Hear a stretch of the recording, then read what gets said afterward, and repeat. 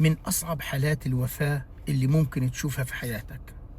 هذه المرأة اسمها هيلين، كانت بتسوي غراض تحت التخت. رفعت التخت تبعها زي ما انتم شايفين التخت، عارفين التخت الحديد هذا اللي بيرتفع وبنحط تحته بطانيات وبنحط يعني بتضبوا فيه، يعني كأنه خزانة تحت التخت. فهذا من حديد، من معدن. رفعته وخشت جواته وقاعدة بتعمل شغلة، نزل عليها وهي جوا التخت، فطبق على ركبتها الجزئية الحديد زي ما بيصيدوا العصافير. نزل على ركبتها فما قدرتش تشيله مع جية بنتها. حاولت تشيله بصعوبة جدا، شالته، لقت أمها بس للأسف خسرت حياتها وزرقة زرقة. فالآن كل تخوتي هذه راح